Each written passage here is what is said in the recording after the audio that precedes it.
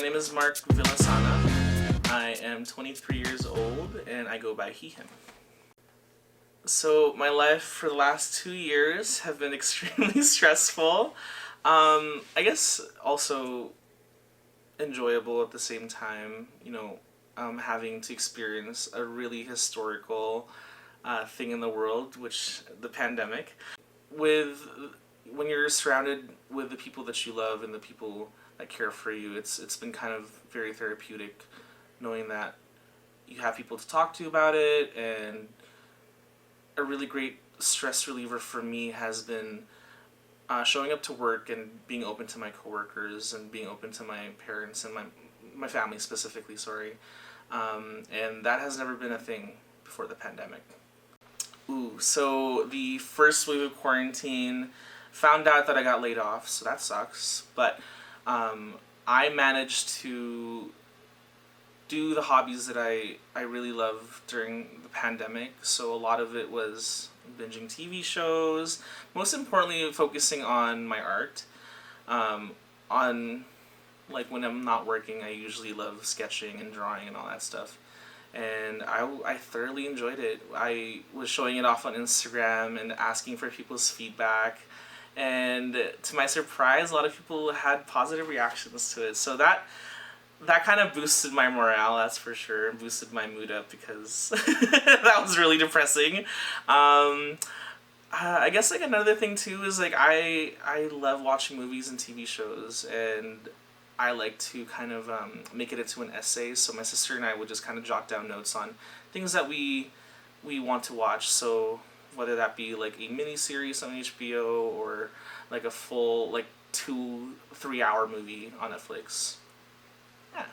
So this is like a brand new experience for like everyone, obviously.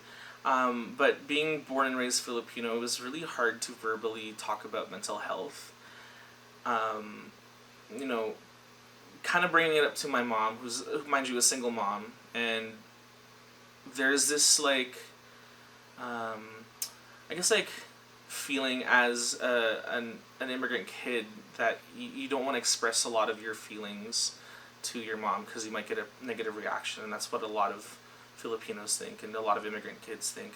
So bringing up that I was incredibly depressed was a very challenging thing to bring up to my mom. So when I did bring it up, actually I brought it up as recent as I think a couple of months ago, and I was talking to her about wanting to talk to a therapist, and that's one of the major things that I get scared about as an immigrant kid, right, is talk about mental health and all that stuff.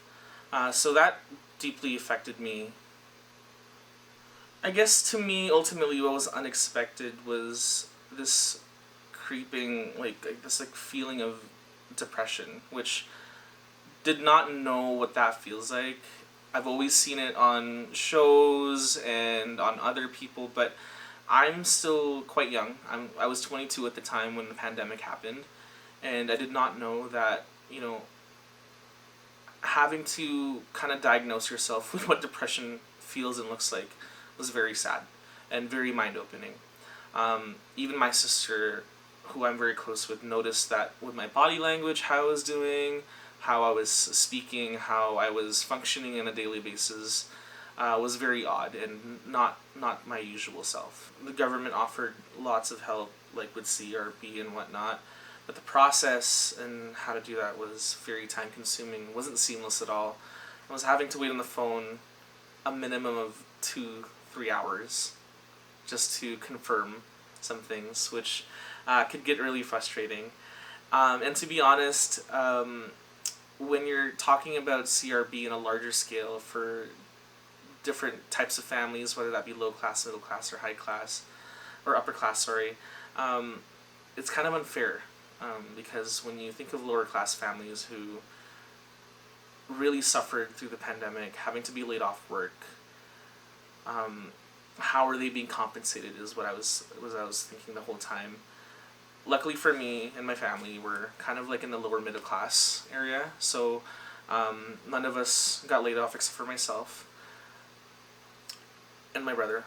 We got laid off actually, but it was just a very time-consuming process. It was very stressful having to sign up for CRB or any government programs during the pandemic.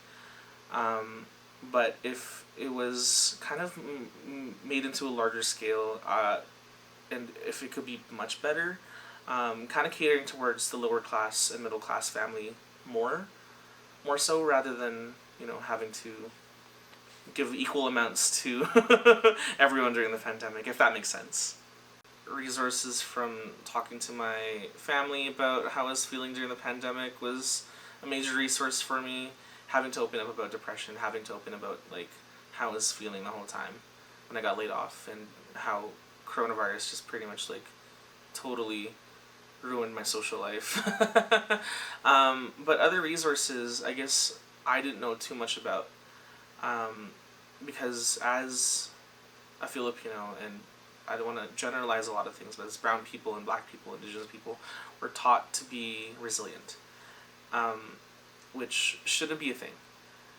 And I mean by that is we shouldn't have to be taught how to deal with our own depression and how to deal with having to talk to other resources, because we, as brown people, we naturally just kind of automatically go on defense mode and just kind of bottle everything up, and that's not a healthy thing. I do have to admit I do that, but I was not shown any resource, or it wasn't really advertised as a resource for a lot of black, brown, indigenous people. Maybe I'm just that was just me, but for sure I didn't use any resources or anything like that. My work, where I worked, which is Lesh, did have something to offer, but only if you were employed at the time. I noticed that, especially during the pandemic in 2020, a lot of things were exposed. But for a lot of black and brown folks and indigenous folks, it wasn't exposed. It was more of an opportunity to talk about racial inequities. So one thing that I want to see change is just, I guess, in a broad answer, is educating people. And I know that sounds very broad, but during the pandemic, we've seen a lot of things happen and expose. An example is the George Floyd situation, where racial inequity has been kind of exposed for a lot of people, but for black, brown, indigenous people, that's always been a thing. That's always been a theme.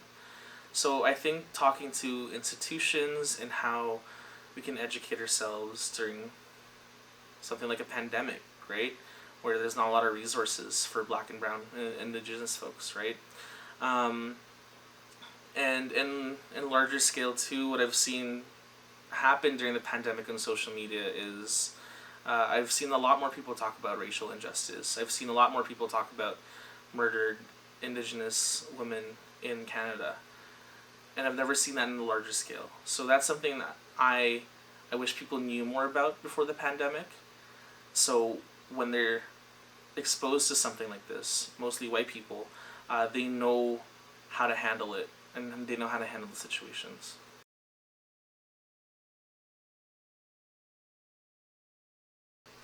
Honestly, just listen. I talked to my white coworker about this one instance of a manager who was extremely racist.